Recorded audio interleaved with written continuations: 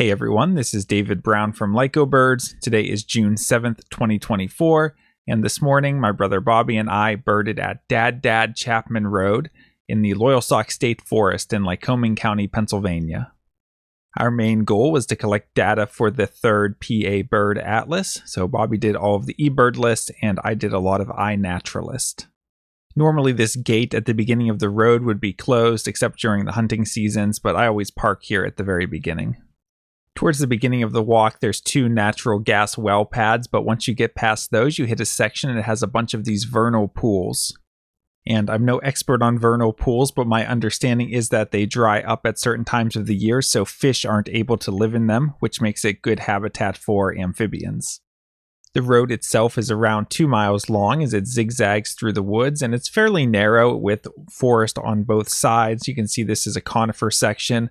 Most of the conifers seem to be eastern hemlock, although there are some white pines and others mixed in. You can see here on the left there's a bunch of hay-scented fern, which was pretty common pretty much the whole walk. And birding was pretty much only by ear. We did see some birds, especially as it started to get more light. But we started out around 6 a.m. when it was fairly dark, so a lot of it is just walking down the road and listening for the different warblers that are singing. A good mix of warblers, including ovenbirds and black-throated greens, black-throated blues, black and whites, blackburnians, things like that. Lots and lots and lots of red-eyed vireos, some blue-headed vireos, a couple Acadian flycatchers. So really good mix of birds in this forested habitat.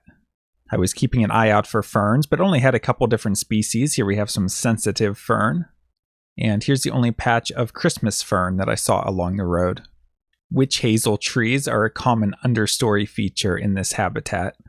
Here's a native plant that I always enjoy seeing. I think I put it in another recent video. This is Comptonia peregrina sweet fern, which is not actually a fern. Here's a typical view as you're walking along the road. So directly next to the road, you have a lot of hay-scented fern. You have this nice rocky habitat that Pennsylvania is known for. And then as you get farther back in, you have a lot of mountain laurel. Here's a closer look at some mountain laurel in full bloom. Remember that mountain laurel is the state flower of Pennsylvania. Here's a kind of fern that's very triangular. It's like it divides into threes and then into threes again. This is bracken. Here's a closer look at the needles of an eastern hemlock tree. And most of the hemlocks, if you take a closer look, you'll see this fuzzy white stuff. That's a sign that they're infected by the hemlock woolly adelgid. Here's one of my favorite trees. This is the striped maple, Acer pennsylvanicum. Like all maples, you see that they have opposite leaf arrangement. The leaves are really big and often the trees are fairly small. And it's said that this is some of the best toilet paper in the woods.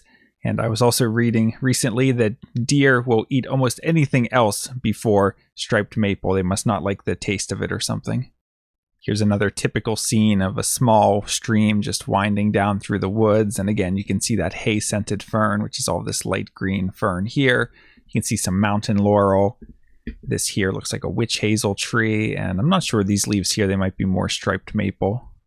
After following the road for 2 miles, it opens up into an area that was logged around 10 years ago. And when I first started visiting this area, which was maybe a few years after it was logged, it was a lot more open, but now it's grown back a lot more, so it's not as easy to navigate around the logged area, which still has a fence around. It's got a deer exclosure, although there are certain points where trees have fallen onto the fence or the gates are open, so I don't know how much it's actually doing to keep deer out. But it's a nice change in habitat. You get a different variety of species there compared to the thicker woods. We had to climb our way through this oak tree that was fallen over the path. Here's a feather that I found on the ground, and I believe that it's a wild turkey feather. And there are some people that get really into identifying all of the feathers they find on the ground, but it's something that I've never really gotten that into myself. After we pass that logged area, there's a trail that continues down and starts to go downhill more down into the valley and actually over towards where Jacoby Falls is. So we explored that just a little bit. We didn't want to go too far because as you can see in this photo, we're kind of looking downhill. And we didn't want to have to walk down and then have to walk back up. But I think there's probably a way that you can follow this trail and actually end up on the Jacoby Falls Trail. And that's a trip that I'd really like to try sometime. To explain that a little bit better, we started the walk near these gas pads here. So we parked here and walked in past there, and then we're following along the top of the ridge over here. You can see the road winding around and reaching the logged area, which is this whole area here. The blue dot was the farthest that we made it.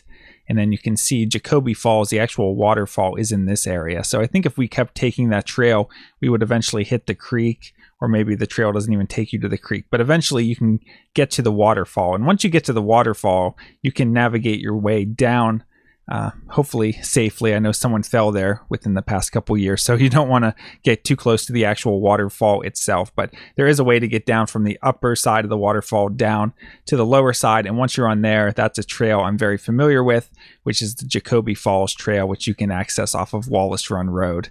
And I think that trail is about 1.5 miles. And that's a really nice hike that I'm hoping to do sometime soon. It takes you right down here along a creek down through the valley. But anyway, I'd love to do this whole hike starting out here at Dad Dad Chapman Road and looping all the way around, just to avoid having to backtrack like we did today. But backtrack we did, and it was getting lighter by that point, so I decided to take some bird photos. Here we have 2 yellow-bellied sapsuckers on a tree. This is a species that's kind of interesting for Lycoming County because you don't really find them in the towns and the lower elevations, but once you get to the higher elevations, especially in the northern part of the county when you're up on the plateau, then they're one of the more common woodpeckers you encounter. And as we made it to the beginning of the logged area and starting back down Dad Dad Chapman Road, there was an apple tree that had this small apple on it. And Bobby said that this picture makes the apple look about 10 times as big as it actually was. In reality, it was only probably 1 inch tall. Here's my first millipede of the summer, and iNaturalist identified this as a black and gold flat millipede, Apheloria virginiensis. And it also says it is reported to secrete cyanide compounds as a defense. So you should wash your hands after handling them, or better yet, don't handle them at all. There were some large puddles right in the middle of the road, and they must have had hundreds of these tadpoles swimming around.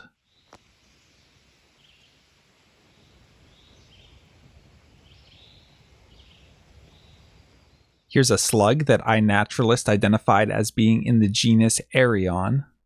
On a whim, I decided to Google slug expert and see what came up, and I saw this article from Ithaca College talking about another species from the same genus, and this article is called Resident Slug Goo Researcher Andy Smith Called Upon for Expertise. Slug slime is trending. Various media outlets have picked up on a new study detailing an experimental medical glue inspired by the slug species Arion subfuscus. The material shows promise as an adhesive that could replace stitches and staples because it maintains its sticky properties even when slick with blood. Towards the end of the walk, as it was starting to warm up, we began to see some butterflies. Here we have a spicebush swallowtail feeding on some mountain laurel.